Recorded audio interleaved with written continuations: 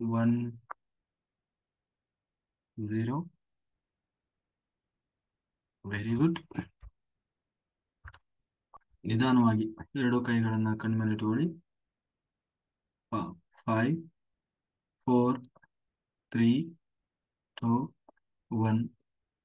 ನಿಧಾನವಾಗಿ ಎರಡು ಕೈಗಳನ್ನ ನೋಡ್ತಾ ನಿಧಾನವಾಗಿ ನಿಮ್ಮ ಕಣ್ಣುಗಳನ್ನು ಬಿಡಿಸ್ಕೊಳ್ಳಿ. Very good, very good.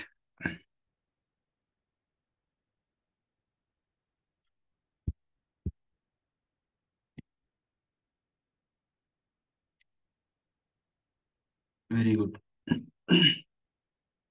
ಬ್ರಹ್ಮಶ್ರೀ ಪಿತಾಮಹ ಸುಭಾಷ್ ಪತ್ರಿಜಿಯವರಿಗೆ ವಂದಿಸುತ್ತಾ, ಸ್ವರ್ಣಮಾಲಾ ಅಮ್ಮನವರಿಗೆ ವಂದಿಸುತ್ತಾ, PSSM ಮೂವ್ಮೆಂಟ್ನ ಎಲ್ಲಾ ಸೀನಿಯರ್ ಪಿರಮಿಡ್ ಮಾಸ್ಟರ್ಗಳಿಗೆ ವಂದಿಸುತ್ತಾ, ಹರಿವಾಯು ಗುರುಗಳಿಗೆ ವಂದಿಸುತ್ತಾ, ಭಗವಂತ ನಾರಾಯಣನಿಗೆ ವಂದಿಸುತ್ತಾ, ನಮ್ಮೆಲ್ಲರ ಗುಡಾಕೇಶ ಮಾಸ್ಟರ್ ಆದಂತಹ grand master Prabodh Achyuth master ಅವರಿಗೆ ವಂದಿಸುತ್ತಾ, ಲೋಕ ಕಲ್ಯಾಣಾರ್ಥವಾಗಿ ಅಂತ ನಡೀತಾ ಇರುವ ನಮ್ಮ ಈ ಗುಡಾಕೇಶ ಧ್ಯಾನ ಯಜ್ಞದಲ್ಲಿ ಭಾಗವಹಿಸಿದಂತಹ ಎಲ್ಲಾ ಧ್ಯಾನ ಯೋಗಿ ಬಂಧುಗಳಿಗೆ ವಂದಿಸುತ್ತಾ, ನಮ್ಮ ಈ ಧ್ಯಾನ ಯಜ್ಞಕ್ಕೆ ಸಮಸ್ತ ಬ್ರಹ್ಮಾದಿ ದೇವತೆಗಳನ್ನ, ಯಕ್ಷಗಂಧರ್ವ ಕಿನ್ನರರ ಚೈತನ್ಯವನ್ನ ಆವಾಹನೆಯನ್ನು ಮಾಡೋಣ. ಮೇಲಿನ ಲೋಕಗಳ ಎಲ್ಲಾ great masters, astral masters, pyramid masters, enlightened masters, ಮೋಕ್ಷ ಜೀವಿಗಳು ಅಂತೇನಿದ್ದಾರೆ, ಅವರೆಲ್ಲರ ಚೈತನ್ಯವನ್ನು ಕೂಡ ನಮ್ಮ ಈ ಧ್ಯಾನ ಯಜ್ಞದಲ್ಲಿ ಆವಾಹನೆಯನ್ನು ಮಾಡೋಣ. ಈ ಬ್ರಹ್ಮಾಂಡದಲ್ಲಿರುವಂತಹ ಎಲ್ಲಾ ಪಿರಮಿಡ್ ಶಕ್ತಿಯನ್ನ, ಎಲ್ಲಾ ಆಸ್ಟ್ರಲ್ ಪಿರಮಿಡ್ಗಳನ್ನ, ಆಸ್ಟ್ರಲ್ ಕ್ರಿಸ್ಟಲ್ಗಳನ್ನ, ಆಸ್ಟ್ರಲ್ ಕ್ರಾಪ್ ಸರ್ಕಲ್ಗಳನ್ನ ನಮ್ಮ ಈ ಧ್ಯಾನ ಯಜ್ಞದಲ್ಲಿ ಆವಾಹನೆಯನ್ನು ಮಾಡೋಣ. ಲೋಕ ಕಲ್ಯಾಣಾರ್ಥವಾಗಿ ಅಂತ ಹೇಳಿ ಯಾರೆಲ್ಲ ಕೂತು ತಪಸ್ಸು ಮಾಡ್ತಾ ಇದ್ದಾರೆ, ಧ್ಯಾನ ಮಾಡ್ತಾ ಇದ್ದಾರೆ, ಯೋಗಿಗಳು, ಸಿದ್ಧ ಪುರುಷರು, ಋಷಿಮುನಿಗಳು, ಹಿಮಾಲಯದ ಯೋಗಿಗಳು, ಅವರೆಲ್ಲರ ಚೈತನ್ಯವನ್ನು ಕೂಡ ನಮ್ಮ ಈ ಧ್ಯಾನ ಯಜ್ಞದಲ್ಲಿ ಆವಾಹನೆಯನ್ನು ಮಾಡೋಣ. ನಮ್ಮೆಲ್ಲರ ಪೂರ್ಣಾತ್ಮನನ್ನ ಆವಾಹನೆಯನ್ನು ಮಾಡ್ತಾ, ಸ್ವರೂಪಿಯಾದ ಪರಬ್ರಹ್ಮ ಸ್ವರೂಪಿಯಾದ ವಿಶ್ವರೂಪಿಯಾದಂತಹ ಭಗವಂತನನ್ನ ನಮ್ಮ ಈ ಧ್ಯಾನ ಯಜ್ಞದಲ್ಲಿ ಆವಾಹನೆಯನ್ನು ಮಾಡ್ತಾ, ಅವರೆಲ್ಲರ ಚೈತನ್ಯ ಫ್ರೀಕ್ವೆನ್ಸಿಯಲ್ಲಿ ನಾವೆಲ್ಲರೂ ಒಟ್ಟಾಗಿ ಈ ಧ್ಯಾನ ಯಜ್ಞದಲ್ಲಿ ಮುಂದುವರಿಯೋಣ ಅಂತ ಹೇಳ್ತಾ, ಇವತ್ತು ನಮ್ಮ senior pyramid master Venkatesh master ಅವರು ಸಜ್ಜನ ಸಾಂಗತ್ಯವನ್ನು ಮಾಡಲಿದ್ದಾರೆ. ಸರ್ ನಮಸ್ತೆ. ಸರ್ ನಿಮ್ದು ವಿಡಿಯೋ ಯಾಕೋ ಬ್ಲರ್ ಇದೆ ನೋಡ್ರಿ, ಅದು ಕ್ಯಾಮ್ರಾ ಒರೆಸ್ಕೊಳ್ಳಿ ಇಲ್ಲ ಅಂದ್ರೆ.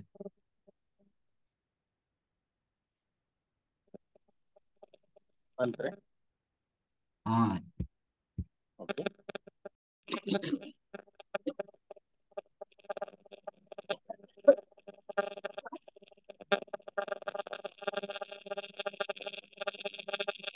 ಸೌಂಡ್ ಬರ್ತಾ ಇದೆ ನೋಡಿ ಸರ್, ಸರ್ ಏನೋ ಗೊರ್ರ ಅಂತ ಸೌಂಡ್ ಬರ್ತಾ ಇದೆ. ಏನ್ ಗುರು ಅಂತ ಸೌಂಡ್ ಬರ್ತಾ ಇದೆ ನೋಡಿ, ನಮ್ಮಲ್ಲಿ ಏನಿಲ್ಲ ಹೌದಾ?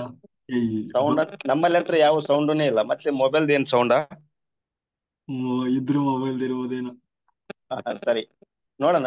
ಇದು ನನ್ನ ಸ್ಪೀಚ್ ಚೆನ್ನಾಗಿ ಕೇಳಿಸ್ತದ ಇಲ್ವಾ? ಹಾ ಕೇಳಿಸ್ತದೆ ಕೇಳಿಸ್ತದೆ, ಕಂಟಿನ್ಯೂ ಓಕೆ, ಮಾಡಿ. ಮಾಡೋಣ. ಹರಿ ಓಂ. ಓಂ ಶಾಂತಾಕಾರಂ ಭೂರಿಭೂಷಣಂ ಪದ್ಮನಾಭಂ ಗಗನ ಸದೃಶಂ ಮೇಘವರ್ಣಂ ವಂದೇ ವಿಷ್ಣು ಭವಭಯ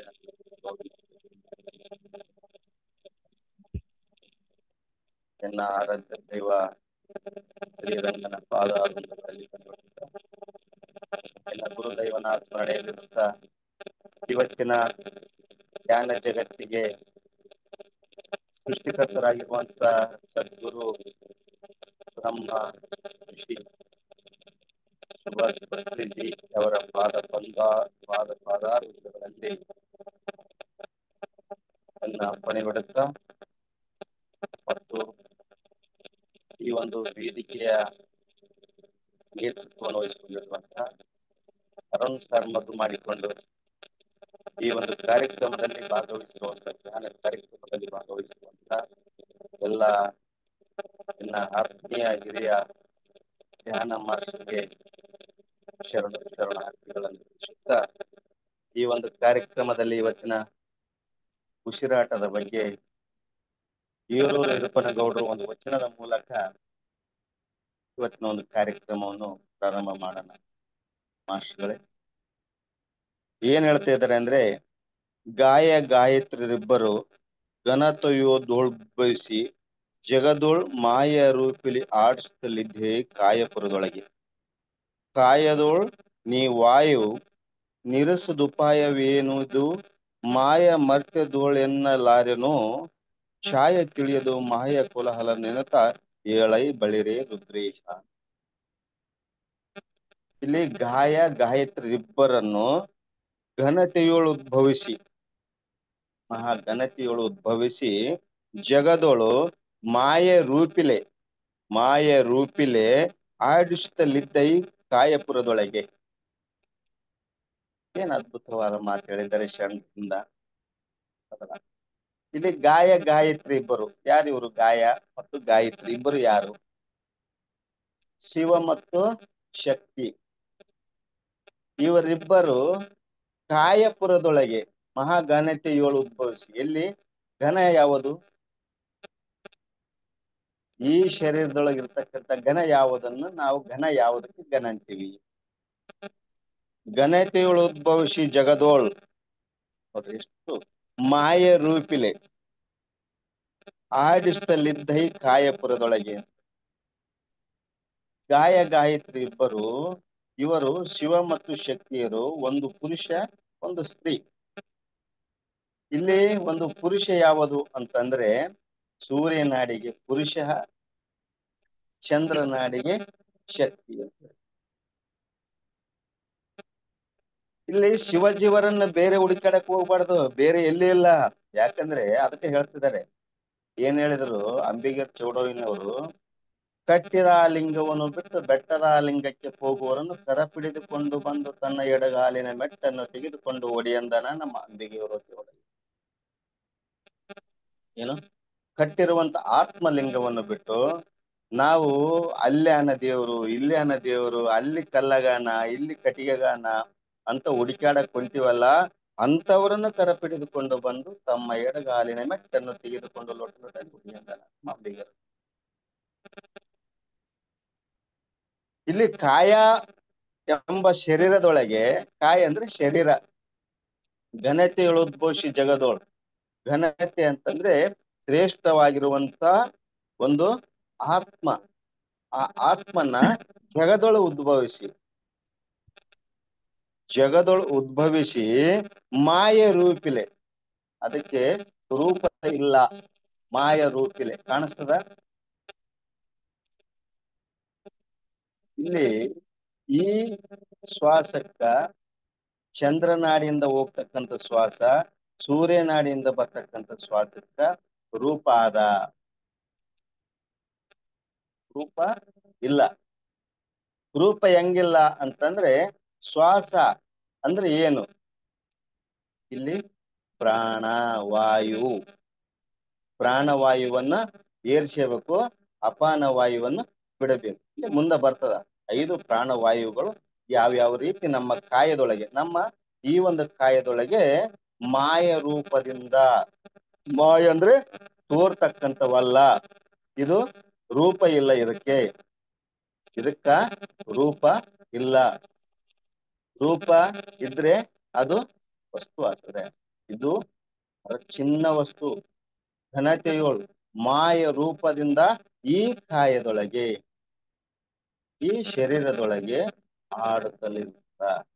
ಅದಕ್ಕೆ ಹೇಳ್ತಾರ, ಆಡಿಸುತ್ತಲಿದ್ದ ಈ ಕಾಯದೊಳಗೆ ನೀವು ವಾಯು ನಿರಿಸುದುಪಾಯವೇನು? ಈ ಕಾಯದೊಳಗ ವಾಯು ಬಂದು ಇರ್ತಕ್ಕಂಥ ಉಪಾಯವೇನು? ಚಂದ ಹೇಳ್ತಾರಲ್ರಿ. ಪುರುಷದ ಉಪಾಯವೇನಿದು?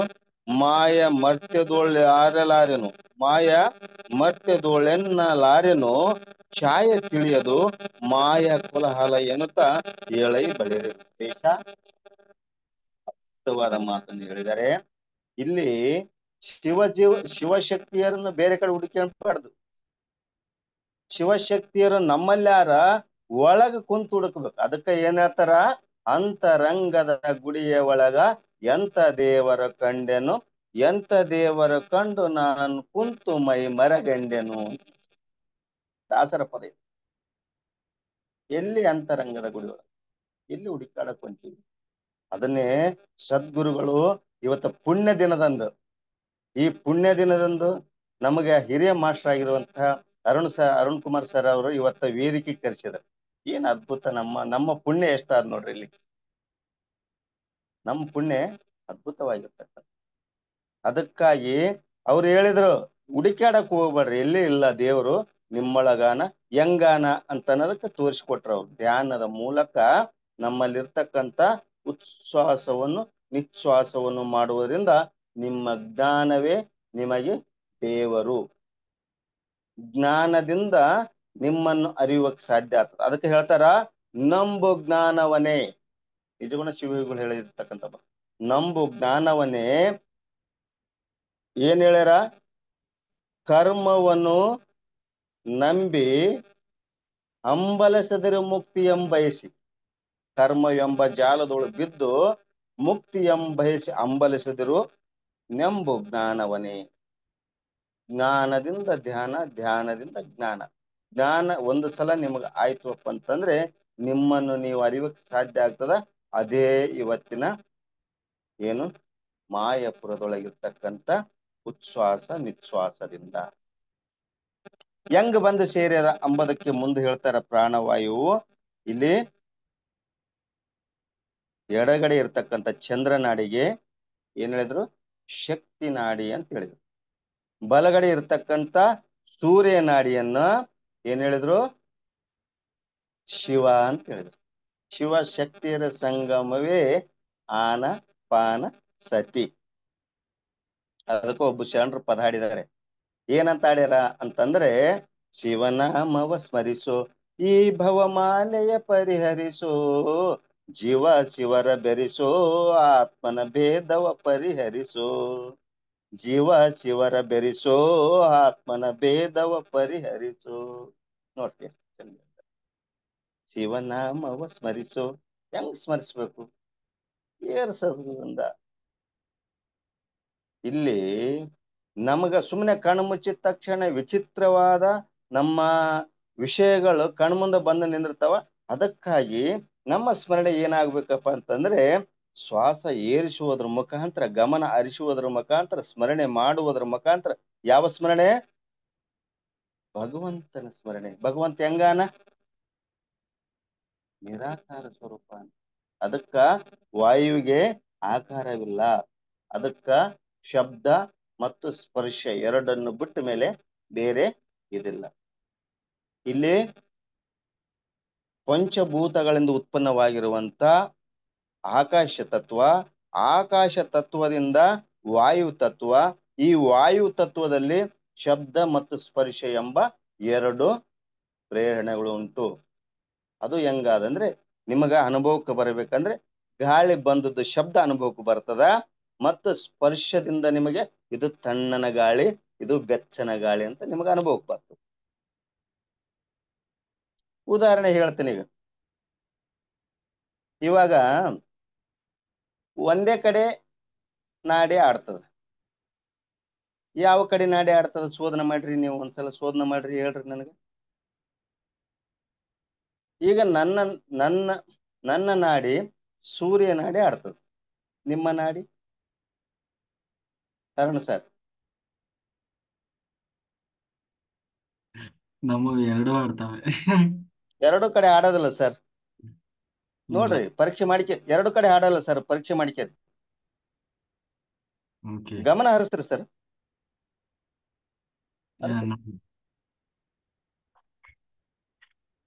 ಯಾರಾದ್ರೂ ಹರಿಸ್ಬೋದು, ಗಮನ ಹರಿಸಿರಬಹುದು. ಒಂದೇ ನಾಡಿ ಆಡ್ತದೆ. ಈಗ ನಿಮಗೂ ಎರಡು ನಾಡಿ ಆಡಕ್ಕಿಲ್ಲ.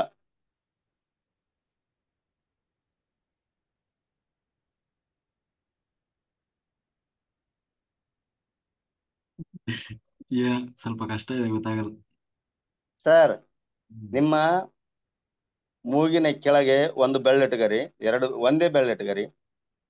ಎರಡು ಮೂಗಿಲಿದ್ದ ಉಸಿರು ಬಿಡ್ರಿ. ಯಾವ ಮೂಗಿಲಿದ್ದ ಉಸಿರು ಬರ್ತದ ನೋಡ್ರಿ. ಯಾವ ನಾಡಿಲಿದ್ದ ಬರ್ತದ ಹೇಳಿ.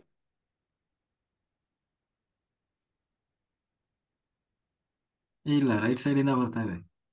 ಎಸ್, ಹ್ಮ್. ಸೂರ್ಯನಾಡಿ ನಿಮ್ಮ ಕೆಲಸ ಮಾಡಕತ್ತದ. ಓಕೆ. ಹೌದಾ? ಹ್ಮ್. ಸೂರ್ಯನಾಡಿ ನಿಮ್ಮ ಕೆಲಸ ಮಾಡಕತ್ತೆ ಸರ್. ನಾನು ಹೇಳಿಲ್ಲ, ಬಲಗಡೆ ನಾಡಿಯಿಂದ ಸೂರ್ಯನಾಡಿ ಕೆಲಸ ಮಾಡಕತ್ತೆ. ಹ್ಮ್. ಎಸ್, ಯಾವಾಗ್ಲೂ ಎರಡು ನಾಡಿಗಳು ಏಕಕಾಲದಲ್ಲಿ ಕೆಲಸ ಮಾಡಕ್ಕಿಲ್ಲ ಹ್ಮ್. ಅರುಣ್ ಸರ್. ಯಾವಾಗ್ಲೂ ಎರಡು ನಾಡಿಗಳು ಏಕಕಾಲದಲ್ಲಿ ಕೆಲಸ ಮಾಡೋದಿಲ್ಲ. ಅದಕ್ಕಾಗಿ ಉಚ್ಛ್ವಾಸವನ್ನು ಯಾವುದರಿಂದ ತಗೋಬೇಕು? ಶಕ್ತಿ ನಾಡಿಯಿಂದ ತಗೊಂಡು ನಿಶ್ವಾಸವನ್ನು ಸೂರ್ಯನಾಡಿಯಿಂದ ಬಿಡಬೇಕು. ಫಸ್ಟ್ ಸ್ಟಾರ್ಟಿಂಗ್ ಇದು ಆನ ಪಾನ ಸತಿಧ್ಯಾನ. ಆನ್ ಅಂದ್ರೆ ಏನು? ಸೂರ್ಯ ಏರ್ಸುವುದು. ಅಪಾನ್ ಅಂದ್ರೆ ಕೆಳಗೆ ಬಿಡೋದು. ಇವೆರಡರ ಸಮ್ಮಿಲನವೇ ಇಲ್ಲಿ ಶಿವಶಕ್ತಿಯರ ಸಮ್ಮಿಲನ. ಶಕ್ತಿ ನಾಡಿಯಿಂದ ತಗೊಂಡು ಶಿವನ ನಾಡಿಯಿಂದ ಕೆಳಗೆ ಬರ್ತಕ್ಕಂಥದ್ದು ಏನಾದಪ್ಪ ಅಂತಂದ್ರೆ ಎರಡು ಶ್ವಾಸ ಪ್ರಾಣವಾಯುಗಳು. ಈ ಪ್ರಾಣವಾಯುಗಳು ಹೆಂಗ್ ಕೆಲಸ ಮಾಡ್ತಾವಂತ ಮುಂದುವರೆದು ಹೇಳ್ತೀನಿ. ಈ ಪ್ರಾಣವಾಯುವನ್ನು ಅನುಲೋಮ, ಈಗ ಪತಂಜಲಿ ಮಹರ್ಷಿಗಳು ಹೇಳಿದರೆ, ಪತಂಜಲಿ ಮಹರ್ಷಿಗಳಲ್ಲಿ ಏನ್ ಹೇಳ್ತಾರ? ಅನುಲೋಮ ವಿಲೋಮ ಅಂತಾನೆ ಹೇಳ್ತಾರೆ. ಇಲ್ಲಿ ಈ ಅನುಲೋಮ ವಿಲೋಮ ಪ್ರಾಣವಾಯು ಮತ್ತು ಅಪಾನ ವಾಯು ಎರಡರ ನಡುವೆ ಇರತಕ್ಕಂಥದ್ದೇ ಇಲ್ಲಿ ಬಹಳ ಅದ್ಭುತವಾಗಿರ್ತಕ್ಕಂಥ. ಇದು ಒಂದು ದಿನಕ್ಕೆ 24 ತಾಸಿಗೆ ಎಷ್ಟು ಸಾವಿರ ಜಪ ಆಗ್ತಾವ ಗೊತ್ತಾರೆ ಗುರುಗಳೇ? ಇಲ್ಲ ಇಲ್ಲ. ದಾಸಬೋಧೆಯಲ್ಲಿ ಹೇಳಿದೆ. ಎಷ್ಟು ಜಪ ಆಗ್ತಾವ? ಅಜಪ ಗಾಯತ್ರಿ ಅಂತಾರೆ ಇದಕ್ಕೆ. ಏನಂತಾರ? ಅಜಪ ಗಾಯತ್ರಿ. 21,600 ಜಪಗಳು ನಿತ್ಯ ತಪ್ಪದೆ ಮಾಡ್ತಾ ಇರ್ತೀರಿ. ಎಷ್ಟ್ರಿ? 21,600 ಜಪಗಳು. ಒಂದು ನಿಮಿಷಕ್ಕೆ ಎಷ್ಟು ಬಾರಿ ಶ್ವಾಸ ಉಚ್ಛ್ವಾಸ ಆಗ್ತದ? ಒಂದು 10ರಿಂದ 12 ಬಾರಿ ಆಗುತ್ತೆ.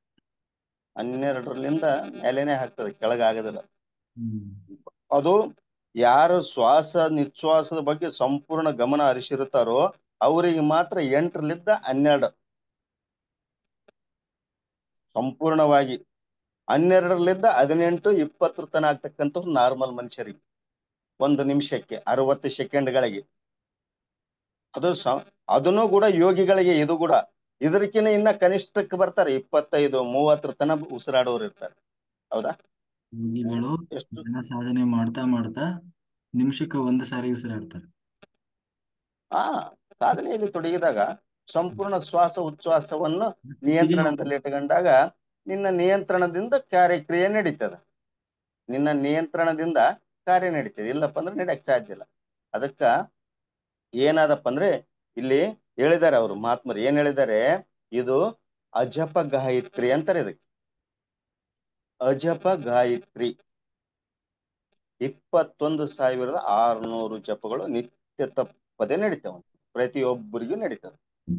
ಯಾವಾಗ ಇದ್ರ ಮೇಲೆ ಕೌಂಟಿಂಗ್ ಶುರುವಾಗ್ತದೋ ಅವಾಗ ನಾವು ಕೌಂಟ್ ಮಾಡಿಕೊಳ್ಳಕ್ ಸಾಧ್ಯ. ಒಂದು ತಾಸಿಗೆ ಎಷ್ಟು ಆಗ್ತದ? 60 ನಿಮಿಷಕ್ಕೆ ಎಷ್ಟು ಆಗ್ತದ? ಒಂದು ಸೆಕೆಂಡಿಗೆ ಎಷ್ಟು ಸೆಕೆಂಡ್ ಕೂಡಿದ್ರೆ ಒಂದು ಉಸಿರಾಟ ಆಗ್ತದ? ಇದನ್ನೆಲ್ಲ ಮಾತ್ರೆಗಳ ಮುಖಾಂತರ ಪತಂಜಲಿ ಮಹರ್ಷಿಗಳು ಬಿಡಿ ಬಿಡಿ ಬಿಡಿಯಾಗಿ ಹೇಳಿದ್ದಾರೆ. ಯೋಗ ಪತಂಜಲಿ ಸೂತ್ರ ಅಂತ ಒಂದು ಬುಕ್ ಬರ್ತದ. ಆ ಬುಕ್ದಲ್ಲಿ ಪತಂಜಲಿ ಮಹರ್ಷಿಗಳು ಬಿಡಿ ಬಿಡಿ ಹಾಗೆ ಹೇಳಿ.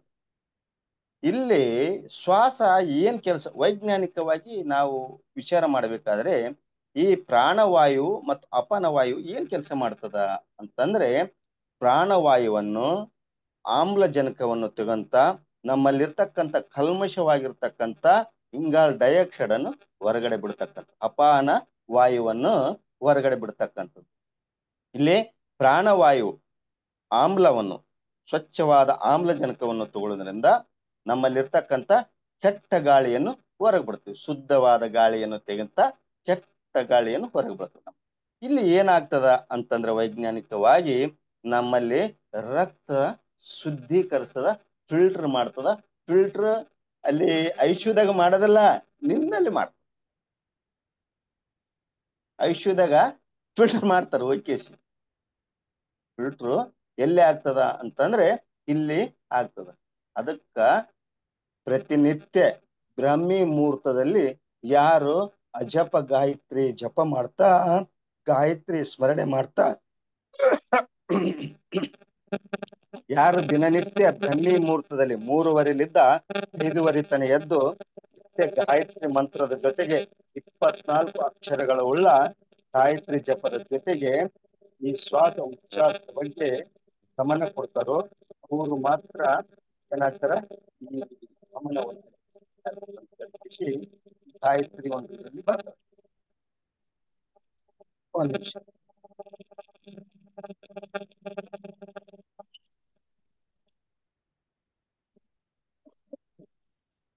ಈ ರೀತಿಯಾಗಿ ನಮ್ಮಲ್ಲಿ ಶಿವ ಮತ್ತು ಶಕ್ತಿಯ ಸಹಗಮನ.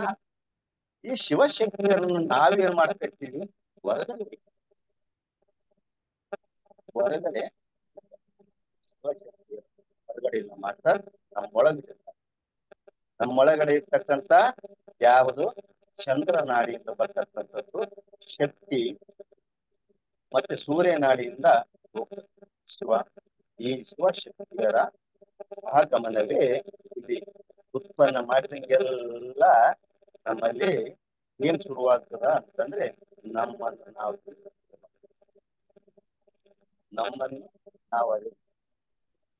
ಹೇಳ್ತಾರ. ಮೊದಲು ನಮ್ಮನ್ನು ನಾವು ಹೆಂಗ್ ಕರಿಬೇಕು ಅಂದ್ರೆ ನಿನ್ನೊಳಗೆ ನೀನು ನಿನ್ನೊಳಗೆ ನೀನು ಆಗ ನಾನೆಂದು ಚರ್ಚು ಮಾಯ ಮರ್ಥನಗೊಳಿಸು ಗುರು ಶಂಭುಲಿಂಗನೋ ಗಂಭೀರ ಸುಖದಲ್ಲಿ ಗೆಲ್ಲುವ. ಮೈ ಡಿಯರ್ ಮಾಸ್ಟರ್, ಎಷ್ಟು ಚಂದ ಇದ್ದಾರೆ ಗುರುಗಳು. ಇವತ್ತು ಹುಟ್ಟಿದ ದಿನ ಅದ್ಭುತವಾದ ದಿನ. ಅದ್ಭುತವಾದ ದಿನದಂದು ಹೇಳ್ತಾರೆ ಗುರುಗಳು, my dear friends, my dear master, my dear god. ಯಾರು? ಎಲ್ಲವೂ ನಾವೇ, ಎಲ್ಲವೂ ನಾವೇ ಇದ್ದೀವಿ. ದೇಹದಲ್ಲಿ ಹುಡುಕಾಡಕ್ ಹೋಗ್ಬೇಡ್ರಿ. ಆತ್ಮ ಅನಾತ್ಮ ಸಂಬಂಧ ಎಂತದು ಅಂದ್ರೆ ಎಂತ ಸಂಬಂಧ? ಎಲ್ಲಿ ನಿಮ್ಮೂರು, ಎಲ್ಲಿ ನಮ್ಮೂರು, ಎಲ್ಲಿ ನಾವು ರಾಯಚೂರು, ದೇವದುರ್ಗ, ತಮ್ಮದು ಮಂಗಳೂರು, ಹೌದಾ? ಆತ್ಮ ಅದಕ್ಕೆ ಗುರುಗಳು ಹೇಳಿದ್ರು, ಸ್ನೇಹಿತರೆ ಎಲ್ಲರೂ ಒಂದೇ, ಗೆಳೆಯರು ನಾವು ಪ್ರಭುದೇವರು ಹೇಳಿರ್ತಾರೆ, ಬೆಟ್ಟದ ನೆಲ್ಲಿಕಾಯಿ ಸಮುದ್ರದ ಉಪ್ಪು, ಎತ್ತಣದಿಂದ ಎತ್ತ ಸಂಬಂಧವಯ್ಯ ಸಂಬಂಧ. ನನ್ನ ಆತ್ಮ ನಿನ್ನ ಆತ್ಮ ಎತ್ತಣದಿಂದ ಎತ್ತ ಸಂಬಂಧ ಹೇಳ್ತಾರೆ ಮಹಾತ್ಮರೇ, ಗುರುಗಳೇ, ಸ್ನೇಹಿತರೆ, ದೇವರುಗಳೇ. ಈ ಪರಮಾತ್ಮನ ಎತ್ತಣದಿಂದ ಎತ್ತ ಸಂಬಂಧ ಅಂತಂದ್ರೆ ನನ್ನ ನಿಮ್ಮ ಸಂಬಂಧ. ಆರು ನಾನೆಂದು ವಿಚಾರ.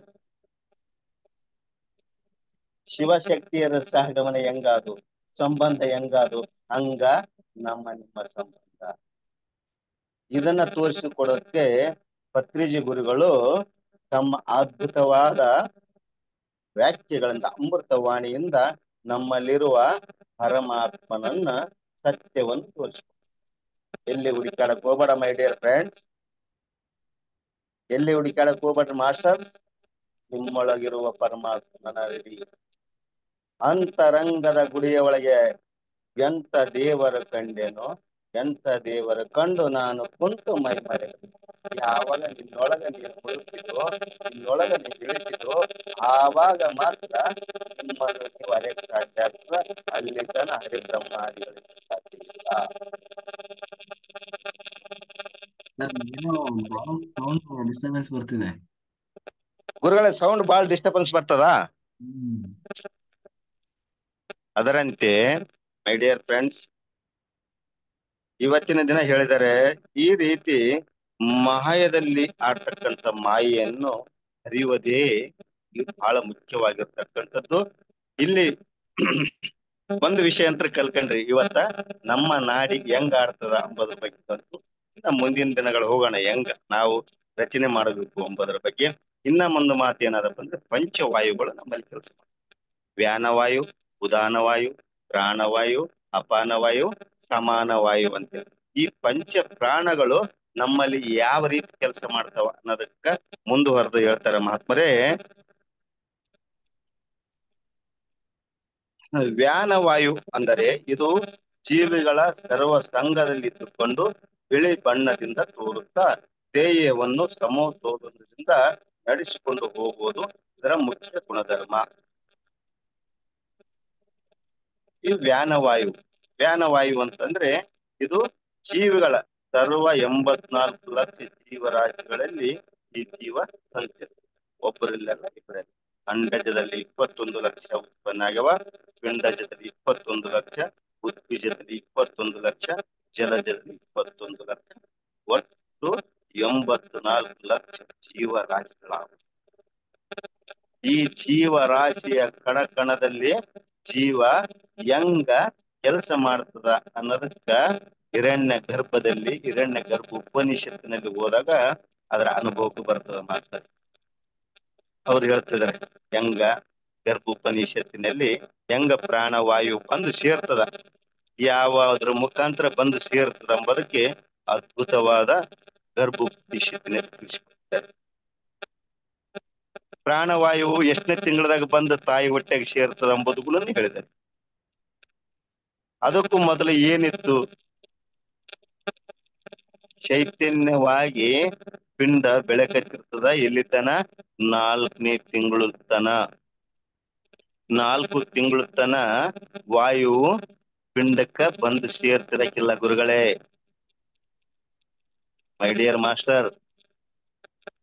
4 ತಿಂಗಳಾದ ಮೇಲೆ 5ನೇ ತಿಂಗಳಲ್ಲಿ ಪ್ರಾಣವಾಯು ಬ್ರಹ್ಮರಂಧ್ರದ ಮೂಲಕ ನಮ್ಮಲ್ಲಿ ಸೇರಿ ಅವಾಗ ತಾಯಿಯ ಗರ್ಭದಲ್ಲಿ ಓಡಾಡಕ್ ಶುರುವಾಗ್ತದ. ಪ್ರಾಣವಾಯುವಿನ ಸಂಚಾರ ಆದಾಗ ಗರ್ಭದಲ್ಲಿ ಪಿಂಡಾಂಡ ತಿರುಗೋದಕ್ಕೆ ಶುರುವಾಗ್ತದೆ.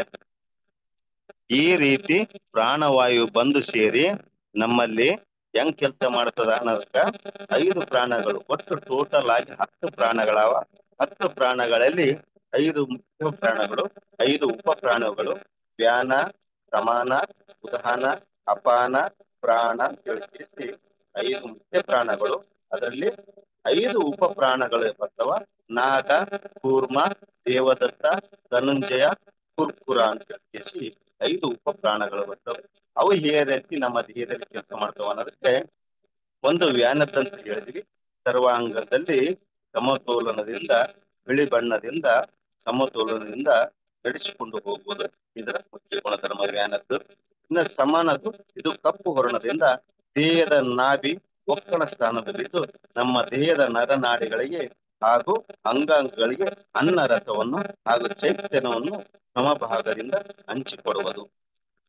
ಇನ್ನ ಉದಾನದ ಕೆಲಸ ಏನಪ್ಪಾ ಅಂತಂದ್ರೆ, ಇದು ಮುಖ್ಯವಾಗಿ ಕಂಠ ಸ್ಥಾನದಲ್ಲಿ ಮಿಂಚಿನೋಪಾದಿಯಲ್ಲಿದ್ದುಕೊಂಡು ಸೀನು, ಬಿಕ್ಕಳಿಕೆ, ಧ್ವನಿ ಹೊರಡಿಸುವುದು, ಸ್ವಪ್ನದಲ್ಲಿ ಬಡಬಡಿಕೆ ಉಂಟು ಮಾಡುವುದು ಇದರ ಕ್ರಿಯೆಯಾಗಿರುತ್ತದೆ ಮಾತ್ರ. ಇನ್ನ ಅಪಾನ ವಾಯುವುದು ಇದು ಏನ್ ಮಾಡ್ತದಪ್ಪ ಅಂದ್ರೆ, ಇದು ಶರಚಾಪ ವರ್ಣದಿಂದ ಗುದದ್ವಾರದಲ್ಲಿ ಇಟ್ಟುಕೊಂಡು ದೇಹದ ಸರ್ವಶಕ್ತಿಗೆ ಆಧಾರವಾಗಿರುತ್ತದೆ. ಇನ್ನ ಪ್ರಾಣವಾಯು ಇದು ಇಂದ್ರನೀಲ ವರ್ಣದಲ್ಲಿ ಹೃದಯ ಸ್ಥಾನದಲ್ಲಿ ಇಟ್ಟುಕೊಂಡು ಶ್ವಾಸ ಉಚ್ಛ್ವಾಸ ಮತ್ತು ಚಯಾಪಚಯ ಕ್ರಿಯೆಗೆ ನೆರವು ನೀಡುವುದು. ಇನ್ನು ಉಪವಾಯುಗಳು ಯಾವ್ಯಾವಪ್ಪ ಅಂತಂದ್ರೆ ನಾಗ, ಕೂರ್ಮ, ಶುಕ್ರ, ದೇವದತ್ತ, ಧನಂಜಯ ಎಂಬ 5 ವಾಯುಗಳು. ಇವು 5 ವಾಯುಗಳು ಏನ್ ಮಾಡ್ತಾವಪ್ಪ ಅಂದ್ರೆ, ನಾಗ ಎಂಬ ವಾಯು ಇದು ರೋಮಗಳಲ್ಲಿದ್ದು ಪೀತವರ್ಣದಿಂದ ಕೂಡಿದ್ದು ಇದು ದೇಹವನ್ನು ಚೇಷ್ಟಿಸುವುದು. ಇನ್ನ ಕೂರ್ಮ ವಾಯು ಏನ್ ಮಾಡ್ತದ ಅಂದ್ರೆ, ಇದು ಶ್ವೇತವರ್ಣದಿಂದ ಹೊಟ್ಟೆಯ ಮತ್ತು ಪಣೆಯಲ್ಲಿ ಕೆಲವೊಂದು ಅನೈಚ್ಛಿಕ ಕೆಲಸಗಳನ್ನು ಮಾಡುವುದು. ಉದಾಹರಣೆ, ಆಕಳಿಕೆ, ಕಣ್ಣರೆಪ್ಪೆ ಹೊಡೆಯುವುದು, ಮುಚ್ಚುವುದು, ತೆರೆಯುವುದು, ಇನ್ನ ಮುಂತಾದ ಕೆಲಸ ಮಾಡಿಸುವುದು. ಇನ್ನ ಕುರ್ಕುರ ಇದು ಅಂಜನ ವರ್ಣದಿಂದ ನಾಚಿಕಾಗ್ರದಲ್ಲಿದ್ದು ಹಸಿವೆ, ಬಾಯಾರಿಕೆ, ಸಂಕಟ, ಗಮನ ಆಗಮನವನ್ನು ಮಾಡಿಸುವುದೇ ಇದು ಯಾವುದು? ಕುರ್ಕರ. ಇನ್ನ ದೇವದತ್ತ ಎಂಬ ವಾಯು ಏನ್ ಮಾಡ್ತದ ಅಂತಂದ್ರೆ, ಇದು ಸ್ಫಟಿಕ ವರ್ಣದಿಂದ ಬುಧ ಸ್ಥಾನದಲ್ಲಿದ್ದು ಮಲ ಮತ್ತು ಅಪಾನ ವಾಯುವನ್ನು ವಿಸರ್ಜಿಸುವುದು. ಇನ್ನ ಧನುಂಜಯ ವಾಯು ಏನ್ ಮಾಡ್ತದ ಅಂತಂದ್ರೆ ಇದು ಗುಹ್ಯ ಜನನೇಂದ್ರಿಯ ಸ್ಥಾನದಲ್ಲಿ ಹಾಗೂ ಬ್ರಹ್ಮರಂಧ್ರದಲ್ಲಿ ನೀಲ ವರ್ಣದಿಂದ ಇದ್ದು ಗುಹ್ಯದಲ್ಲಿ ಮೂತ್ರ ವಿಸರ್ಜನೆ ಹಾಗೂ ರತಿ ಸುಖವನ್ನು ಅನುಭವಿಸುವುದು ಇದರ ಕೆಲಸ. ಇನ್ನ ಮರಣ ಕಾಲದಲ್ಲಿ ಬ್ರಹ್ಮರಂಧ್ರದಿಂದ ವರ್ತಿಸಿ ಕಿವಿಯಲ್ಲಿ ಸಮುದ್ರದ ಪೋಷಕದಂತೆ ಘೋರ ಶಬ್ದವನ್ನು ಮಾಡುವುದು. ಈ ಬಗೆಯಾಗಿ 10 ವಾಯುಗಳು ನಮ್ಮ ದೇಹದ ಮುಖ್ಯ ಭಾಗದಲ್ಲಿ ಇಟ್ಟುಕೊಂಡು ಈ ರೀತಿಯಾಗಿ ವರ್ತಿಸಿ ನಮ್ಮ ಜೀವಧಾರಣೆಗೆ ಸಹಾಯಕವಾಗಿರುವುದು. ಮೈ ಡಿಯರ್ ಫ್ರೆಂಡ್ಸ್, ನಮ್ಮ ದೇಹದಲ್ಲಿ ಜೀವನಾಡಿಗಳು ಜಾಲವು ಅಸಂಖ್ಯೆಯಲ್ಲಿ ಇರುವವು. ಅವು 72,000 ನಾಡಿಗಳು ಇಟ್ಟುಕೊಂಡು ಅದರಲ್ಲಿ ಮುಖ್ಯವಾಗಿರ್ತಕ್ಕಂಥವು ಯಾವಪ್ಪ ಅಂತಂದ್ರೆ 10 ನಾಡಿಗಳು ಮಾತ್ರ ಮುಖ್ಯವಾಗಿ ಕೆಲಸ ಮಾಡ್ತವ. ಯಾವ್ಯಾವು ಅಂತಂದ್ರೆ ಈಡ, ಪಿಂಗಾಳ, ಸುಷ್ಮ, ಗಾಂಧಾರಿ, ಅಸ್ಥಿತೀಯ, ಮೂಷ, ಪಯಸ್ವಿನಿ ಮತ್ತು ಅಲುಂಬ ಮತ್ತು ಶಂಕಿನಿ ಅಂತ ಹೇಳಿ ಈ 10 ನಾಡಿಗಳು ನಮ್ಮಲ್ಲಿ ಕೆಲಸ ಮಾಡ್ತವ. ಈ 10 ನಾಡಿಗಳಲ್ಲಿ ಇನ್ನ ಯಾವ ಮುಖ್ಯವಾಗಿರ್ತಕ್ಕಂಥವು 3 ನಾಡಿಗಳು ಅಂತಂದ್ರೆ ಒಂದು ಯಾವ ನಾಡ್ರಿ ಗುರುಗಳೇ? ಈಡ,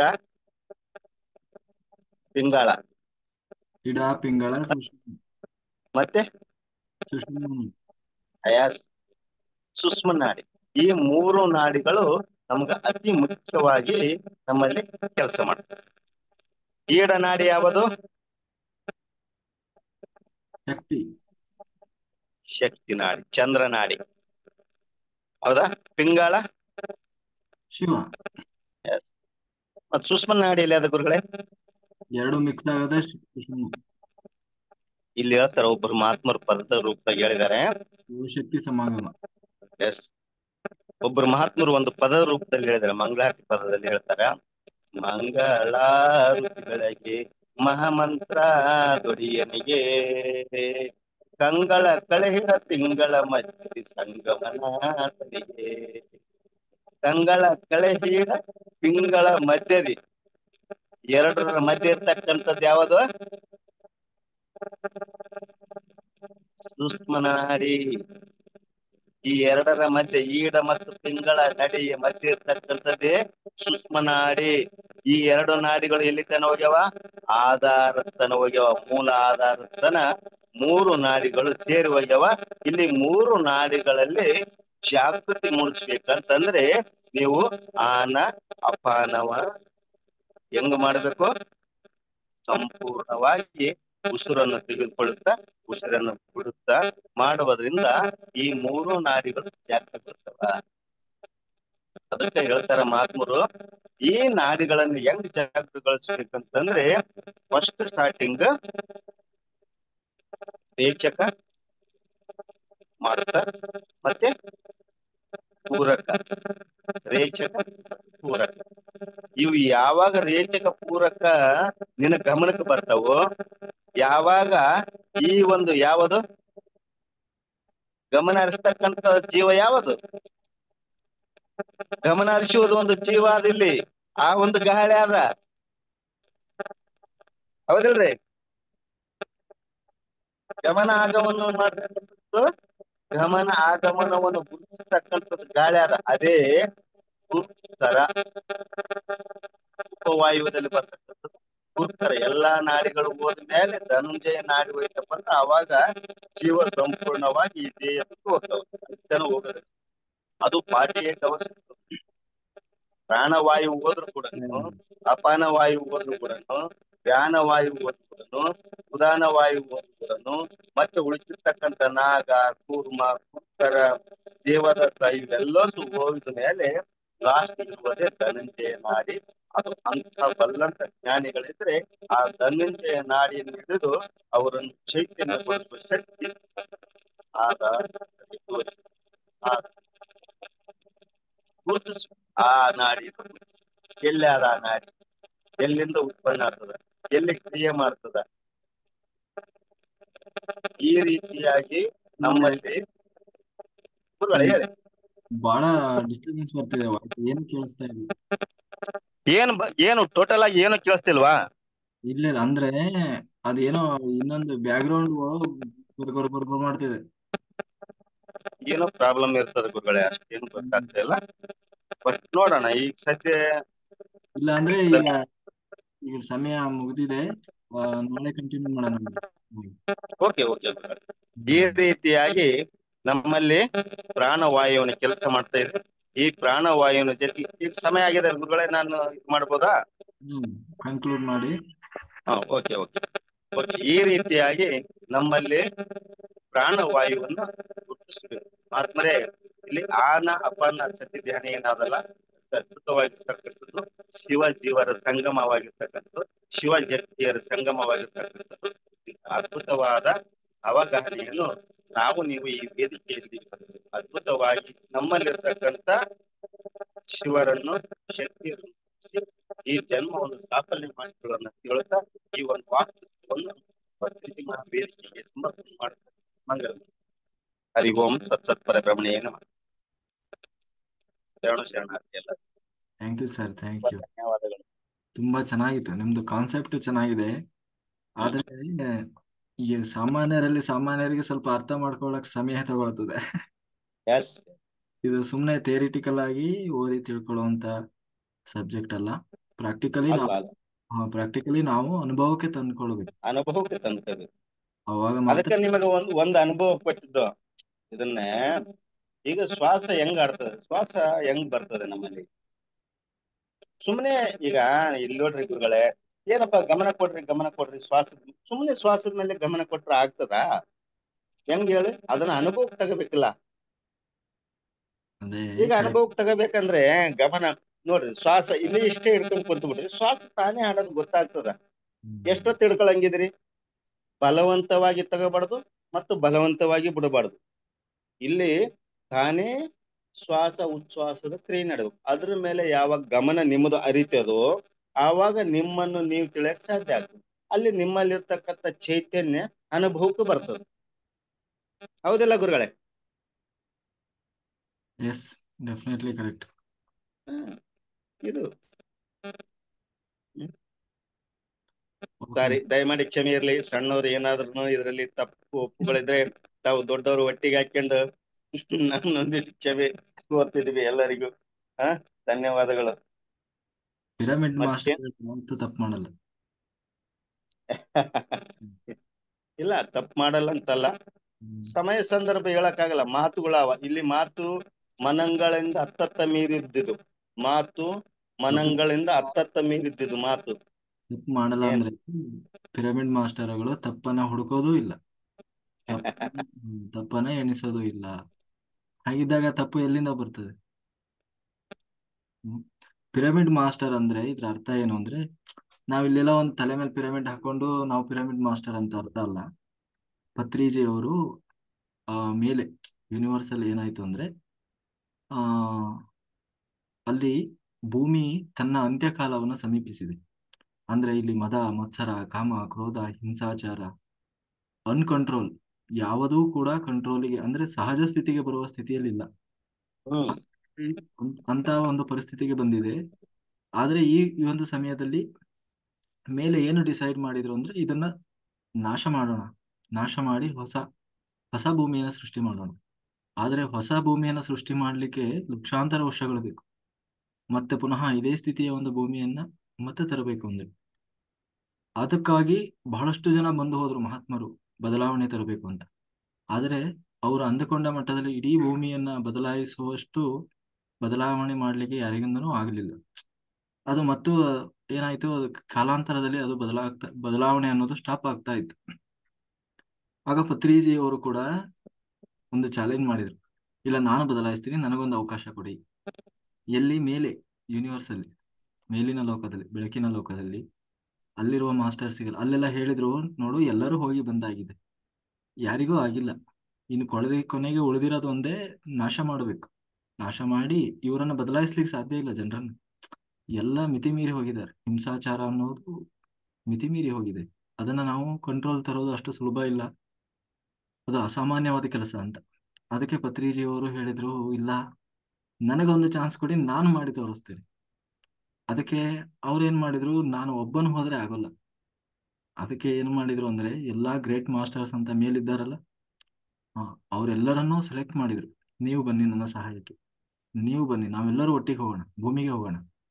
ಹೋಗಿ ಅಲ್ಲಿ ಆ ನಾವು ಬದಲಾವಣೆ ತರೋಣ, ಭೂಮಿಯನ್ನು ಬದಲಾಯಿಸೋಣ. ಹೇಗೆ ಅಂದ್ರೆ ಸತ್ಯಯುಗಕ್ಕೆ ನಾವು ಬದಲಾವಣೆ ಮಾಡಬೇಕು. ಅದು ಹೇಗೆ ನಾಶ ಆಗದೆ ಜನರನ್ನ ಪರಿವರ್ತನೆ ಮಾಡುವ ಮೂಲಕ. ಅದಕ್ಕೆ ಲಕ್ಷಾಂತರ ಯೂನಿವರ್ಸ್ಗಳಿದ್ದಾವಂತೆ ಮೇಲ್ಗಡೆ, ಲಕ್ಷಾಂತರ ಯೂನಿವರ್ಸ್ಗಳು. ಅದರಲ್ಲಿ ಪಿರಮಿಡ್, ಎಲ್ಲಾ ಯೂನಿವರ್ಸ್ ಅಲ್ಲೂ ಕೂಡ ಪಿರಮಿಡ್ಗಳಿದಾವಂತೆ. ಹೇಗೆ ನಮ್ದು ಈ ಈಜಿಪ್ಟ್ ಅಲ್ಲಿ ಗಿಜಾ ಪಿರಮಿಡ್ ಇದೆ, ಅದನ್ನು ಕೂಡ ಇಲ್ಲಿಯ ಮೇಲಿನ, ಭೂಮಿಯ ಮೇಲಿನ ಮನುಷ್ಯರು ಮಾಡಿದ್ದಲ್ವಂತೆ. ಅದೇ ಪಿರಮಿಡ್ ಲೋಕದಿಂದ ಬಂದು ಪಿರಮಿಡ್ ಮಾಸ್ಟರ್ಗಳು ಇಲ್ಲಿ ನಿರ್ಮಾಣ ಮಾಡಿದಂತಹ ಒಂದು ಗಿಜಾ ಪಿರಮಿಡ್. ಆಯ್ತಾ, ಅಂದ್ರೆ ಅದು ಈಜಿಪ್ಟ್ ಅಲ್ಲಿದೆ. ಅದೇ ರೀತಿ ಅಲ್ಲಿ ಎಲ್ಲಾ ಯೂನಿವರ್ಸ್ ಅಲ್ಲೂ ಕೂಡ ಒಂದೊಂದು ಯೂನಿವರ್ಸ್ ಇಂದ ಒಬ್ಬೊಬ್ಬ ಮಾಸ್ಟರ್, ಒಬ್ಬ ಗ್ರೇಟ್ ಮಾಸ್ಟರ್ ಅವ್ರನ್ನ ಕರ್ಕೊಂಡು ಬಂದ್ರಂತೆ. ಎಷ್ಟು ಜನ ಅಂತಂದ್ರೆ 1,44,000 ಯೂನಿವರ್ಸ್ ಇಂದ 1,44,000 ಜನ ಮಾಸ್ಟರ್ಸ್ ಸೆಲೆಕ್ಟ್ ಮಾಡಿ ಕರ್ಕೊಂಡು ಬಂದ್ರು. ಏನಕ್ಕೆ ಅಂದ್ರೆ ಅವರು ಅದ್ರ ಜೊತೆಗೆ ಅವ್ರು ಸುಮ್ಮನೆ ಬರ್ಲಿಲ್ಲ. ಅವ್ರ ಜೊತೆಗೆ ಅಗ್ರಿಮೆಂಟ್ ಇದೆ ಪತ್ರಿಜಿ ಅವ್ರದ್ದು. ಏನು ಅಂದ್ರೆ ಅವ್ರು ಹೇಳ್ತಾರೆ, ನಾವು ಆಲ್ರೆಡಿ ಎನ್ಲೈಟೆಡ್ ಆದವರು, ಅಥವಾ ಈ ಒಂದು ಭೂಮಿಗೆ ಹೋಗಿ ಭೂಮಿಯಲ್ಲಿ ಮತ್ತೆ ನಾವು ಈ ಜಂಜಾಟದಲ್ಲಿ ಸಿಕ್ಕಾಕೊಳ್ಳಿಕ್ಕೆ ರೆಡಿ ಇಲ್ಲ ನಾವು. ಅಂದ್ರೆ ಕರ್ಮಬಂಧನದಲ್ಲಿ ಸಿಕ್ಕಾಕೊಳ್ಳಿಕ್ಕೆ ರೆಡಿ ಇಲ್ಲ ಅಂತ ಹೇಳಿದ್ರೆ, ಅವ್ರು ಹೇಳಿದ್ರು, ನೀವು ಸಿಕ್ಕಾಕೊಳ್ಳದ ಹಾಗೆ ನಾನು ಮಾಡ್ತೇನೆ. ಅಂದ್ರೆ ಕೊನೆಗಾಲದಲ್ಲಿ ನಿಮ್ಮನ್ನ ಆ ಒಂದು ಧ್ಯಾನ ಮಾರ್ಗಕ್ಕೆ ಆದ್ರೂ ಕರ್ಕೊಂಡು ಬಂದು ನಿಮ್ಮನ್ನ ಪುನಃ ಇಲ್ಲಿ ಬಂದು ಸೇರುವವರೆಗೂ ನಾನು ನಿಮಗೆ ಹೆಲ್ಪ್ ಮಾಡ್ತೇನೆ, ಯಾರು ಅಲ್ಲಿ ಸಿಕ್ಕಾಕೊಳ್ಳಿಕ್ಕೆ ಅವಕಾಶ ಕೊಡಲ್ಲ ಅಂತ ಹೇಳಿ ಎಲ್ಲರನ್ನೂ ಒಪ್ಪಿಸಿ ಪತ್ರಿಜಿಯವರು ಈ ಭೂಮಿಗೆ ಇಳಿದು ಬಂದ್ರು. ಅವರು ನಮ್ಮ ನಿಮ್ಮ ಹಾಗೆ ಯಾರೋ, ಹಾಗಾಗಿ ಅವರ ಜೊತೆಗೆ ಬಂದವರು 1,44,000 ಜನ ಯೂನಿವರ್ಸ್ ಇಂದ ಬಂದವರು. Yes. ಅವರನ್ನೆಲ್ಲ, ಆ 1,44,000 ಜನರನ್ನು ಕೂಡ ಪಿರಮಿಡ್ ಮಾಸ್ಟರ್ಗಳು ಅಂತ ಕರೀತಾರೆ. ಯಾಕೆ ಪಿರಮಿಡ್ ಮಾಸ್ಟರ್ ಅಂದ್ರೆ ಪಿರಮಿಡ್ ಲೋಕಗಳಿಂದ ಬಂದವರು. ಹ್ಮ್ ಹಾಗಾಗಿ ಇಲ್ಲಿ ನಾವು ಒಂದು ತಲೆ ಮೇಲೆ ಒಂದು ಪಿರಮಿಡ್ ಹಾಕೊಂಡಿವಿ ಅಂದ್ರೆ ಅದು ಬರೀ, ಅದು ಎಲ್ಲಿಂದ ಎಲ್ಲಿಗೆ ಕನೆಕ್ಷನ್ ಅಂದ್ರೆ ಇಲ್ಲಿಂದ ಗಿಜಾ ಪಿರಮಿಡ್, ನಮ್ಮ ಸುತ್ತಮುತ್ತಲ ಇರುವ ಪಿರಮಿಡ್, ಮತ್ತೆ ಪಿರಮಿಡ್ ಲೋಕದಲ್ಲಿರುವಂತಹ ಪಿರಮಿಡ್ಗಳಿಗೆ ಅದು ಕನೆಕ್ಷನ್ ಇರ್ತದಂತೆ. ಒಂದು ಪಿರಮಿಡ್ ನಮ್ಮ ಮನೆಗೆ ಬರಬೇಕು ಅಂದ್ರೆ ಅಲ್ಲಿ ಮೇಲೆ ಯೂನಿವರ್ಸ್ ಪಿರಮಿಡ್ ಲೋಕದಲ್ಲಿ ಅವರು ಅವರು ಚೂಸ್ ಮಾಡ್ಬೇಕಂತ, ಅಂದ್ರೆ ಒಪ್ಪಿಗೆ ಕೊಡಬೇಕಂತ. ಗುರುಗಳೇ, ಹಾ. ಒಂದ್ ನಿಮಿಷ. ಇಲ್ಲಿ ಕೃತಕ ಪಿರಮಿಡ್ ಅಲ್ಲ ಗುರುಗಳೇ, ನೀನೇ ಸ್ವತಃ ಪಿರಮಿಡ್. ಅದೇ ನೀವು ಸ್ವತಃ ಪಿರಮಿಡ್ ಗುರುಗಳೇ. ನೀವು ಪದ್ಮಾಸನ ಹಾಕಿನ್ ಕೂತ್ಕೊಳ್ಳಿ, ನೀವು ಯಾರು ಅಂತ ಗೊತ್ತಾಗುತ್ತೆ ನಿಮ್ಗೆ. ಹೌದು. ನೀವ್ ಯಾರಂತ ಗೊತ್ತಾಗುತ್ತೆ. ಪಿರಮಿಡ್ ಅಲ್ಲೇ ಕೃತಕ ಯಾಕೆ ಆಗ್ತೀರಿ ಗುರುಗಳೇ? ನಮ್ಮ ನೀವೇ ಸ್ವತಃ ಪಿರಮಿಡ್. ಹೌದು. ಎಸ್ ನಮ್ಮ ಮೂಗು ಕೂಡ ಪಿರಮಿಡ್ ಶೇಪ್ ಅಲ್ಲಿ ಇದೆ. ಎಸ್ ಎಸ್ ಗುರುಗಳೇ. ಹಾಗೆ ಹಾಗೆ ನಾವು ಅದಕ್ಕೆ ಯಾಕೆ ಪತ್ರಿಜಿಯವರು ಸುಮ್ಮನೆ ಮೈ ಡಿಯರ್ ಗಾಡ್ಸ್ ಅಂತ ಸುಮ್ಮನೆ ಕರೀಲಿಲ್ಲ ಅವ್ರು. ಯಾಕೆಂದ್ರೆ ಅವರಿಗೆ ಸತ್ಯದ ಮರ್ಮ ಗೊತ್ತಿದೆ. ಮೈ ಡಿಯರ್ ಗಾಡ್ಸ್ ಅಂದ್ರೆ ನಾವೆಲ್ಲ ದೇವಲೋಕದಿಂದ ಬಂದವರು, ಇಲ್ಲಿ ಯಾರೋ ದೇವತೆ. ಹಾಗಾಗಿ ನಾವು ತಪ್ಪನ್ನ ಹುಡುಕಿದ್ರೆ, ತಪ್ಪನ್ನ ಎಣಿಸಿದ್ರೆ ಅವರು ಪಿರಮಿಡ್ ಮಾಸ್ಟರ್ ಆಗ್ಲಿಕ್ಕೆ ಆಗೋಲ್ಲ, ಎಸ್ ಅವರೊಬ್ಬ ಮಾಸ್ಟರ್ ಆಗ್ಲಿಕ್ಕೆ ಆಗೋಲ್ಲ. ನಾವು ಯಾವತ್ತು ಒಳ್ಳೇದನ್ನ ಹುಡುಕ್ಬೇಕು, ಒಳ್ಳೇದನ್ನೇ ಹುಡುಕ್ಬೇಕು, ಒಳ್ಳೇದನ್ನೇ ಮಾಡಬೇಕು. ನಮ್ಮ ಫೋಕಸ್ ಏನಿದ್ರು ಪಾಸಿಟಿವ್ ಅಷ್ಟೇ. ಅದಕ್ಕೆ ಗಾಸಿಪ್ ಮಾಡಬಾರ್ದು, ನೆಗೆಟಿವ್ ಮಾಡಬಾರ್ದು. ಹಾ, ಯಾಕೆಂದ್ರೆ ಅದು ಇವು ಏನಂತೀವಿ, ಭೂಮಿಯಲ್ಲಿ ಇರುವಂತಹ ಕಲ್ಮಶದ ಪ್ರಭಾವದಿಂದಾಗಿ ಅದಕ್ಕೆ ಸಣ್ಣ ಪುಟ್ಟ ಆ ಥರದ್ದು ನಡೀತಾ ಇರ್ತದೆ. ಆದ್ರೆ ನಾವು ಆದಷ್ಟು ಪಿರಮಿಡ್ ಮಾಸ್ಟರ್ಗಳು ಅದಕ್ಕೆ ಮಾತ್ರ ಫೋಕಸ್ ಮಾಡ್ಬೇಕು. ಆಯ್ತಾ, ಬಿ ಪಾಸಿಟಿವ್. ಅದಕ್ಕೆ ಕೃಷ್ಣ ಪರಮಾತ್ಮ ಭಗವದ್ಗೀತೆಯಲ್ಲಿ ಹೇಳಿದ್ದಾರೆ. ಅಂದ್ರೆ ಈ ಈಗ ಎಲ್ಲ ಹಿಂಗೆ ಏನ್ ಹೇಳ್ತಾರಪ್ಪ ಅಂದ್ರೆ ಸ್ಕಂದಾಪುರಾಣದಲ್ಲಿ ಬರ್ತದೆ, ಬಾಲಕಾಂಡವ ಅಂತ ಬರ್ತದೆ. ಅದರಲ್ಲಿ ಗಜನ ಮಗ ಬರ್ಬರ್ಕ್ ಅಂತ ಬರ್ತದೆ, ಸಹೃದಯ ಅಂತ ಒಂದು. ಸ್ಕಂದಪುರಾಣ ಗೊತ್ತಲ್ಲ? ಸ್ಕಂದಪುರಾಣದಲ್ಲಿ ಬಾಲಕಾಂಡದಲ್ಲಿ ಬರ್ಬರ್ಕ್ ಅಂತ ಬರ್ತದೆ. ಅವನು ಏನ್ ನಡೀತದೆ ದೇವಲೋಕದಲ್ಲಿ ಅಂತಂದ್ರೆ, ಕೃಷ್ಣ ಪರಮಾತ್ಮ ಎಲ್ಲಾ ದೇವತೆಗಳನ್ನು ಕರೆದು ಒಂದು ಮೀಟಿಂಗ್ ಮಾಡ್ತಾರೆ. ಭೂಭಾರ ಬಹಳ ಆಯ್ತು, ಭೂಮಿಯಲ್ಲಿ ರಕ್ತಸ್ತನ ಬಹಳ ಉದ್ಭವ ಆಯ್ತು. ಆ ರಕ್ತಸ್ತನ ಕಳಿಬೇಕಾದ್ರೆ ನಾವು ಎಲ್ಲಾ ದೇವತೆಗಳು ಭೂಮಿಗೆ ಹೋಗ್ಬೇಕಾಗ್ತದ ಅಂತ ಹೇಳ್ತಾರೆ. ಭಾಗವತದಲ್ಲಿ ಕೂಡ ಇದೆ ಗುರುಗಳೇ.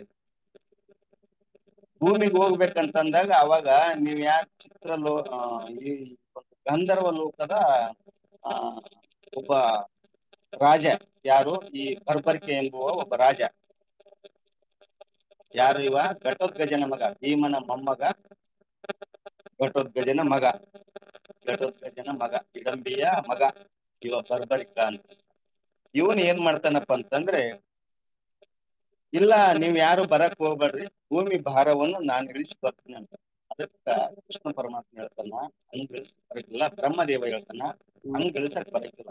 ಯಾಕಂದ್ರೆ ಭೂಮಿ ಭಾರವನ್ನು ಯಾರು ಇಳಿಸ್ಬೇಕು? ಭಗವಂತನೇ ಇಳಿಸ್ಬೇಕು. ಯಾರಿಂದ ಸಾಧ್ಯ? ನೀವು ಏನಾದ್ರೂ ಇದ್ರೆ ಧರ್ಮವನ್ನು ಜಾಗೃತಿಗೊಳಿಸ್ರಿ. ನೀವು ಭೂಲೋಕಕ್ಕೆ ಹೋಗಿ ಧರ್ಮವನ್ನು ಜಾಗೃತಿಗೊಳಿಸ್ರಿ. ಆ ಧರ್ಮದ ಜಾಗೃತಿಯಲ್ಲಿ ಭೂಭಾರವನ್ನು, ಅತಿರೇಕವಾಗಿರ್ತಕ್ಕಂಥ ಅಸೂರಿ ಸಂಪತ್ತವನ್ನು ನಾಶ ಮಾಡಲು ಯದಾ ಯದಾ ಧರ್ಮಶ್ಚ ಗ್ಲಾನಿರ್ಭವತಿ ಭಾರತ. ಯಾರು? ಭಗವಂತ ಒಬ್ಬನಿಂದನೇ ಮಾತ್ರ ಈ ಅಸೂರಿಯನ್ನು ಸಂಹಾರ ಮಾಡಕ್ ಸಾಧ್ಯ ಆಗ್ತದ. ಅಸೂರಿ ಸಂಪತ್ತನ್ನ ಕೆಡಿಸಕ್ ಸಾಧ್ಯ ಆಗ್ತದ. ಅದು ಯಾರಿಂದ? ಧರ್ಮ ಗ್ಲಾನಿ ಆದಾಗ ಭಗವಂತ ಯುಗೆ ಯುಗೆ ಧರ್ಮ ಗ್ಲಾನಿ ಭವತಿ ಭಾರತ. ಭಾರತದಲ್ಲೂ ಒಂದಲ್ಲ, ಇಡೀ ಅಖಂಡ ವಿಶ್ವದಲ್ಲಿ ಎಲ್ಲಿ ಧರ್ಮ ಗ್ಲಾನಿ ಆಗಿರ್ತದೋ ಅಲ್ಲಿ ಪರಮಾತ್ಮ ಹುಟ್ಟಿ ಬರ್ತಾನ. ಇದು ಎಲ್ಲಿ ಹೇಳಿದ ಮಾತು? ವೇದ ಉಪನಿಷತ್ತು ಮೊದಲಾಗ್ತದೆ.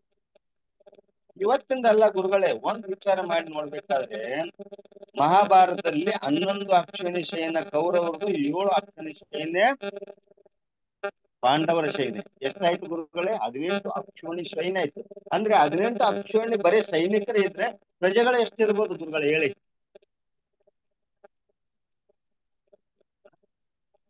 ಈ ಭೂಮಿ ತಾಯಿಗೆ ಭಾರ ಜಾಸ್ತಿ ಆದಾಗ ಪರಮಾತ್ಮನು ಆ ಭಾರವನ್ನು ಅಳಿಸುವುದಕ್ಕೋಸ್ಕರ ಬಂದೇ ಬರ್ತಾನೆ. ಕೃಷ್ಣ ಪರಮಾತ್ಮ ಬಂದೇ ಬರ್ತಾನೆ. ಇದು ಸತ್ಯ.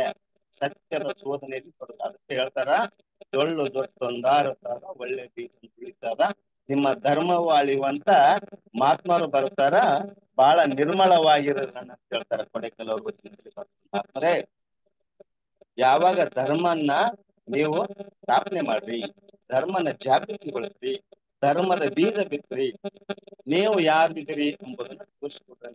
ಭಕ್ತಿಯವರು ಬಹಳ ಸುವಿಸ್ತಾರವಾಗಿ ನಮ್ಮ ಜನರಿಗೆ ತೋರಿಸ್ಕೊಟ್ಟಿದ್ದಾರೆ. ನಾವು ಎಷ್ಟು ಬಾರಿ ಜನ ಇದ್ದೀವಿ? 1,44,000. ಇವತ್ತಿನ ಕೋಟ್ಯಾಂತರ ಜನ ನಮ್ಮ ಭಾರತದಲ್ಲಿ ಎಷ್ಟು ಕೋಟಿ ಆದ ಗುರುಗಳೇ? 154 ಕೋಟಿ. 154 ಕೋಟಿಯಲ್ಲಿ 1 ಕೋಟಿ ಜನ ಪಿರಮಿಡ್ ಮಾಸ್ಟರ್ ಆಗಿದ್ವಿ. ಇಲ್ಲ ಇಲ್ಲ, ಇರೋದೇ 1,44,000. ಇದು ಅದಕ್ಕಾಗಿ ಇಲ್ಲಿ ಏನಾದ, ಪ್ರತಿ ಮನೆಗೂ ಜ್ಞಾನವನ್ನು ಏನು ಪ್ರಸರಣ ಮಾಡುದು. ಅದಕ್ಕೆ ಪತ್ರಿಜಿ ಅವರು ಅದಕ್ಕೆ ಏನ್ ಹೇಳ್ತಾರೆ ಅಂದ್ರೆ, ನೀನು ಕೊನೆ ಪಕ್ಷ ನೀನ್ ಧ್ಯಾನ ಮಾಡದೇ ಇದ್ರೂ ಪರವಾಗಿಲ್ಲ, ಧ್ಯಾನ ಪ್ರಚಾರ ಮಾಡು ಅಂತ. ಎಸ್, ಇಲ್ಲಿ ಏನಾದಪ್ಪ ಅಂದ್ರೆ ಸ್ವಾತಿಕಾಹಾರನ್ನೇ ಸೇವನೆ ಮಾಡಿಸಬೇಕು. ಅದು ಕೂಡ ಹೆಚ್ಚಾದ್ರೆ ಅದು ಕೂಡ ವಿಷ ಆಗ್ತದೆ. ಎಷ್ಟು ಆಹಾರ ಪದ್ಧತಿಗಳಾಗುವ ಅಷ್ಟು ಆಹಾರ ಪದ್ಧತಿಗಳನ್ನು ಸ್ವಾತಿಕಾಹಾರ, ರಾಜಸಾರ, ತಾಮಸಾರ, ಕಾಮ ಕ್ರೋಧೇಶ ರಜೋಗುಣ ಸಮತ್ವವನ್ನು ಕೇಳ್ತಾನೆ ಕೃಷ್ಣ ಪರಮಾತ್ಮ ಭಗವದ್ಗೀತೆಯಲ್ಲಿ. ಕಾಮ ಕ್ರೋಧದಿಂದ ರಜೋಗುಣ ಉತ್ಪನ್ನ ಆಗ್ತದ. ಕಾಮ ಕ್ರೋಧ ಉತ್ಪನ್ನ ಆಗ್ತಕ್ಕಂಥದ್ದು ಯಾಕೆ?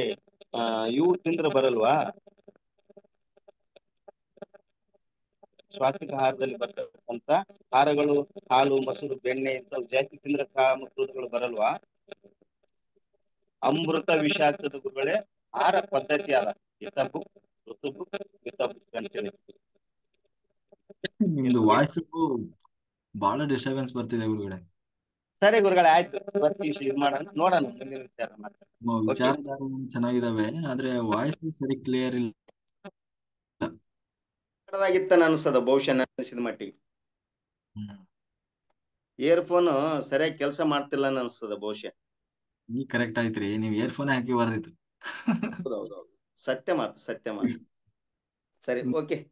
ನಾಳೆ ನೆಕ್ಸ್ಟ್ ಡೇ ನೋಡೋಣ ಇನ್ನೊಂದ್ಸಲ. ಮಾಸ್ಟರ್ಸ್, ಈಗ ಓಪನ್ ಮೆಡಿಟೇಷನ್ ಮಾಡೋಣ. ಸೊ ಅಂತ ಪತ್ರಿಜಿ ಅವರು ಇವತ್ತು ಭೂಮಿಗೆ ಇಳಿದು ಬಂದ ದಿವಸ. ಓಕೆ, ಹಂಗಾಗಿ ಇಷ್ಟೆಲ್ಲ ಹೇಳಬೇಕಾಗಿತ್ತು. ಹ್ಮ್ ಸೊ ಹಂಗಾಗಿ ನಮ್ಮನ್ನ ನಾವು ಸಾಮಾನ್ಯರು ಅಂತ ತಿಳ್ಕೋಬಾರ್ದು, ಆಯ್ತಾ. ಎಲ್ಲವೂ ಸಾಧ್ಯ ಇದೆ. ಅದಕ್ಕೆ ನಮ್ಮನ್ನ ಏನಂತ ಕರೆದ್ರು ಪಿರಮಿಡ್ ಮಾಸ್ಟರ್ಗಳು, ಕೋ ಕ್ರಿಯೇಟರ್ ಅಂತ ಕೇಳಿದ್ರು. ಅಂದ್ರೆ ನಮಗೆ ಬೇಕಾಗಿದ್ದನ್ನು ನಾವೇ ಸೃಷ್ಟಿ ಮಾಡಿಕೊಳ್ಳಬಲ್ಲೆರು, ಆ ಶಕ್ತಿ ನಮ್ಮಲ್ಲಿರ್ತದೆ. ಹಂಗಾಗಿ ಆ ಎಲ್ಲರೂ ಈಗ ದೀಪ ಹಚ್ಕೊಳ್ರಿ, open eye meditation next 20 minutes open eye meditation ಮಾಡೋಣ. ಓಕೆ.